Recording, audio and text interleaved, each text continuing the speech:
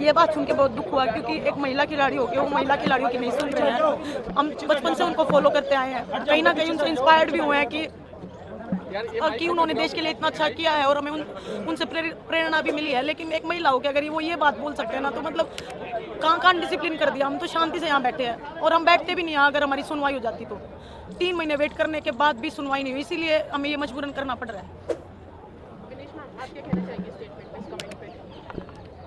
देखिए, पहले तो हम संविधान, अपने हिंदुस्तान के संविधान में रहते हैं, हम स्वतंत्र भारत के नागरिक हैं और हम कहीं भी जा सकते हैं, आ सकते हैं। लेकिन अगर सड़क पे बैठे हैं तो हमारी कुछ मजबूरियां ही रही होंगी। किसी ने हमारी नहीं सुनी, चाहे स्पोर्ट्स मिनिस्ट्री है, चाहे IOA है, किसी ने जब नहीं सुना तब हम देश की जनता के सामने आया कि देखो हमारे को कोई नहीं सुन रहा है, हम इतने मेडल्स लेके आ रहे हैं। और PT उषा जी का ऐसे बोलना, जिनको हम खुद इतना बड़ा आइकॉन मानते थे, PT उषा जी, मिल्खा सिंह, इनको हम कि अरे मतलब खिलाड़ी हो तो ऐसे हो, देश जाने तो ऐसे जाने, उनका ऐसे बोलना, महिलाओं के प्रति बिल्कुल भी सेंसिटिव नहीं होना। और रही PT उषा मैम की बात, मैंने उनको पर्सनली फ़ोन भी किया था कि मैं अपना दर्द साझा कर सकूँ कि मैम देखो ऐसे ऐसे बात है, लेकिन उन्होंने फ़ोन भी पिक नहीं किया। तो अभी उनका ऐसा बोलना, 3 महीने से हम वेट कर रहे हैं, सब्र का जब इम्तिहान ख़त्म हो गया, 3 महीने से क्या हमें न्याय नहीं मिला। अगर PT उषा मैम के साथ कुछ ऐसा हुआ होता तो क्या वो इतना लंबा वेट कर लेते? उनको खुद से पूछना चाहिए, शायद उनकी आत्मा से कुछ जवाब निकले। और हमें नहीं पता वो उनके ही जुबान है या उनके ऊपर भी कोई प्रेशर ही है बोलने का, क्योंकि पर वो रही। और वो जब IOA में खुद प्रेसिडेंट हैं, वो जब खुद मीडिया के सामने आके रो रही हैं कि मेरी एकेडमी को तोड़ा जा रहा है, जब वो खुद के साथ ही न्याय नहीं कर सकते हैं तो हम क्या उम्मीद करें उनसे? तब वो क्यों देश की जनता के सामने आए थे? वो भी तो देश की जनता के सामने आए थे। वो क्यों नहीं स्पोर्ट्स मिनिस्ट्री में गए? क्यों नहीं वो प्रधानमंत्री जी के पास गए कि सर मेरे साथ ऐसे ऐसे हो रहा है? जब वो खुद IOA की प्रेसिडेंट होने के बाद में, राज्यसभा के सांसद होने के नाते, वो इतनी बड़ी चैंपियन एथलीट होने के नाते भी वो मीडिया के सामने रो रही थी। हमारा अंदर से रो रहा था उस दिन की इतने बड़े एथलीट के साथ भी क्या हो रहा है, ये क्या हो रहा है देश में। हमारे अंदर से हम खुद लोग पर्सनली फ़ोन कर करके कि प्लीज़ उनसे हाल चाल पूछो कि मैम सब कुछ ठीक है या नहीं है।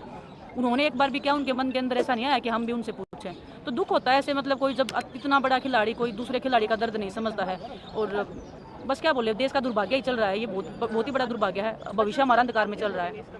काफ़ी दुख होता है ऐसी बातें जब PT उषा मैडम ने बोला है, क्योंकि वो खुद एक महिला हैं और उसके बावजूद वो आयोग के अध्यक्ष भी हैं और राज्यसभा सांसद भी। अभी विनेश ने बताया कि उनकी खुद की जब एकेडमी को तोड़ा जा रहा था, क्योंकि मैंने आपके माध्यम से ही पता चला कि वो बोल रहे कि देश की जो गरिमा उस पर दाग लग रहे हैं, ऐसे रोड पे बैठे हैं। हमने 3 महीने वेट किया है, हमने सारी चीज़ें कमेटी के सामने बोली। हम उनके पास गए हैं, वो बोल रही ना हमारे पास आते हैं। 3 महीने पहले हम उन्हीं के पास गए थे, लेकिन हमारे साथ न्याय नहीं हुआ। हमने मजबूरन यहाँ आना पड़ा, क्योंकि 3 महीने में क्या किया, उनके सोर्सेज चल रहे हैं हर जगह तो कि भाई सोर्सेज ये बोल रहे खिलाड़ियों ने कुछ नहीं बताया, ये तो निर्दोष है। वो दोबारा से फेडरेशन को रन कर रहे हैं। वो अपने जहाँ पे खिलाड़ियों ने बोला कि भाई हमें जान से मारवा देगा, उसका भी डर है, लेकिन वो नंदनी में अपना चैंपियनशिप करवा रहे हैं। जब भाई वो कुछ नहीं बोल रहा, जो उनके फेडरेशन के जो सेक्रेटरी थे तोमर जी, उनको सस्पेंड कर रखा, वो मेडल सेरेमनी कर रहे हैं लड़कियों की, तब कुछ नहीं बोला जा रहा। अगर खिलाड़ी अपने हक की आवाज़ उठा रहे तो उनको अनडिसिप्लिन बोला जा रहा है। खिलाड़ियों को तो हमेशा डिसिप्लिन ही सिखाया जाता है, ना कि अनडिसिप्लिन। और मैडम खुद जब ट्वीट कर रही थी तब देश की इज्जत पे कोई बात नहीं आ रही थी।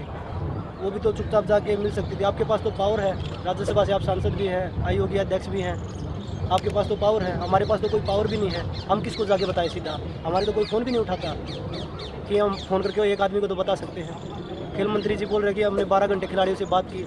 एक बार आप खेल मंत्री जी से पूछिए, आप कितनी देर बैठे थे खिलाड़ियों के बीच में? 2-4 मिनट खिलाड़ियों के बीच में बैठे थे, उनके अधिकारी मध्यस्थता कर रहे थे खिलाड़ियों के साथ।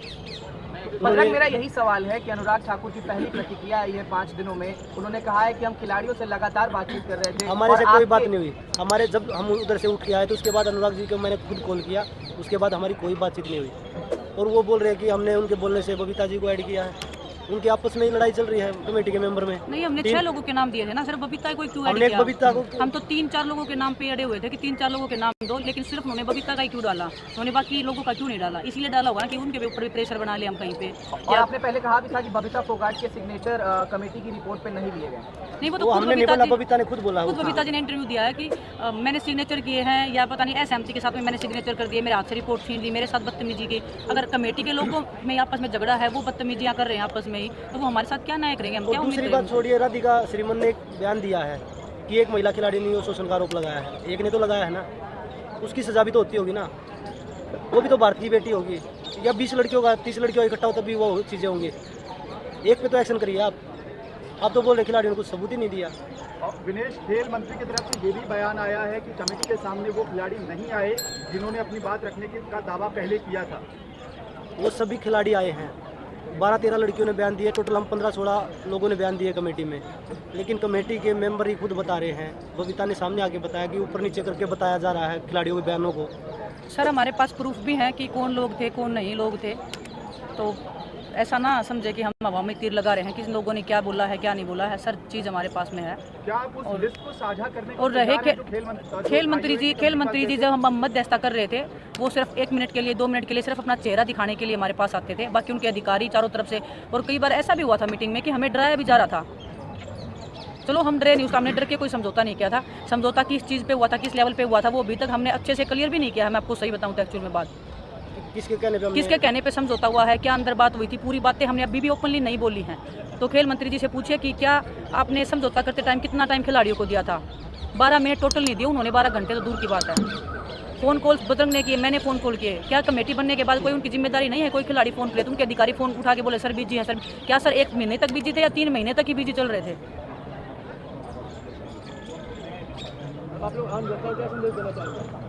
देखिए जनता को सब दिखाई दे रहा है कैसे एक शासन के खिलाफ में लड़ रहे हैं, कैसे हमारे कोई जलील किया जा रहा है, हमारे कोई अनुशासनहीन बोला जा रहा है। क्या हर एक रेसलिंग का वो खिलाड़ी जो आवाज़ उठा रहा है, क्या वो हर एक अनुशासनहीन होकर इतने मेडल जीत रहा है?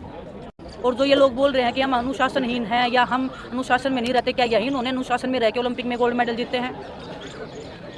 साक्षी, आपने इस बात को इंगित कर दिया, लेकिन फिर भी मैं पूछना चाह रहा हूं तमाम मीडिया कर्मियों की तरफ से कि क्या अभी तक आपको एक भी फोन कॉल फेडरेशन की तरफ से, मंत्रालय की तरफ से या किसी अधिकारी की तरफ से नहीं आया है मध्यस्थता के लिए? किसी का नहीं आया जी। एक बंदे आए थे जो साई से हैं, वो उस दिन आए थे और उनका कोई मध्यस्थता के लिए नहीं आए थे। वो तो ये अपनी एक्सप्लेनेशन देने आए थे कि देखो हमने 45 दिन बाद इलेक्शन रख दिया है, अभी क्या रह गया आप लोगों का, कमेटी ने अभी तक उनको क्लीन चिट नहीं दिया है। तो मैंने उनसे पूछा कि सर चलो मान ली आपकी बात ही मान ली, वो कंपटीशन कैसे करवा सकते हैं? तो उन्होंने बोला कि गवर्नमेंट ने अप्रूव नहीं किया उसको हमने बोला कि आपने डिनाई भी तो नहीं किया ना, उन्होंने से भी तो नहीं बोला ना कि ये अप्रूव नहीं है। और ऐसे ऐसे कुछ भी आपने मीडिया में, और कोई जब विनेश और बजरंग जब ट्रेनिंग के लिए नहीं जाते तब तो सोर्सेज के हवाले से निकाल दिया जाता है कि मिनिस्ट्री उनसे खुश नहीं है। तो क्यों नहीं ब्रजभूषण के खिलाफ में निकाला कि हम बिल्कुल ब्रजभूषण से खुश नहीं है कि वो इतना सब होने के बाद भी वो कंपटीशन करवा रहे हैं? और क्यों नहीं उन्होंने खिलाड़ियों को बोला कि आप उस कंपटीशन में मत जाइए क्योंकि वो इलीगल कंपटीशन करवा रहे हैं? और बोलना चाहूँगी, जैसे आप लोग क्वेश्चन पूछ रहे हो कि नेशनल करवा लिए, क्या आप नाराज हैं? नेशनल्स करवाने से नाराज नहीं है, नेशनल्स हमेशा खेले हैं हमने। आप रिकॉर्ड उठा सकते हो, मैं अपने सर्टिफिकेट कल आपको दिखाऊंगी कि मैंने कब तक नेशनल्स खेले हैं। क्योंकि ये इल्ज़ाम आ रहा है हमारे ऊपर कि हम सीधा ओलंपिक में जाना चाहते हैं, उनके नए रूल्स नेशनल्स खेलने से हम परेशान हैं। मैं सबकी बता रही हूँ, मैं अपनी पर्सनली बता रही हूँ, हम अपने सर्टिफिकेट दिखाएंगे। मैंने लास्ट तक नेशनल खेला है, मैं एक ओलंपिक मेडलिस्ट होते हुए भी मैं नेशनल खेली हूँ, मैं सिल्वर भी आया, मेरा ब्रॉन्ज भी आया ओलंपिक मेडल के बाद। एक नेशनल से मैं खाली आता ही हूँ। वो बोल रहे कि हमने नेशनल्स नहीं खेले। नेशनल्स कराने से प्रॉब्लम नहीं है, नेशनल्स होने चाहिए, बच्चों को मौका मिलता है कंपटीशंस का, और टूर्नामेंट होने चाहिए, बच्चों को मौका मिलता है अपनी परफॉर्मेंस पता करने का। लेकिन वो करवा रहे हैं उन्हीं के क्षेत्र में, ये चीज़ मैं थोड़ा सा क्लियर अगर वो कंपटीशन करवा रहे हैं, ट्रायल्स दे रहे हैं, उनको हर चीज़ का अधिकार उन्हीं को नहीं है। हमेशा वही राइट कैसे हो सकते हैं? लड़कियों का शोषण करने का अधिकार तो उनको नहीं है ना, अपनी तानाशाही करने का अधिकार तो नहीं है ना। नेशनल, मैं साक्षी जैसे बता रही हूँ, मैं खुद सीनियर नेशनल में चैंपियनशिप में आने के बाद में मैं 10 साल से मैं सीनियर में हूँ। मैंने 8 नेशनल खेले हैं। 2 साल सिर्फ कोविड का जो ये टाइम पीरियड निकला है, सिर्फ वो नेशनल मैंने नहीं खेले हैं अपनी लाइफ में। यार मैं रियो के बाद में जब मेरे को इंजरी हुआ था, वो नेशनल नहीं खेला था। आज तक मैंने मेरा हिस्ट्री उठा के देख लीजिए, हर नेशनल चैंपियनशिप खेला है मैंने। बात छोड़िए, सीधा ओलंपिक में कौन भेजता है? ओलंपिक के लिए तो क्वालिफाई करना पड़ता है, तो सीधा ओलंपिक में कौन भेज देगा? फेडरेशन कौन है भेजने वाली? अगर हम टूर्नामेंट में जीतेंगे नहीं, क्वालिफाई ही नहीं करेंगे तो ओलंपिक में कैसे चले जाएंगे? ये तो उनको पता ही नहीं ओलंपिक में जाया कैसे जाता है, क्योंकि खिलाड़ी होते तो पता लगता है।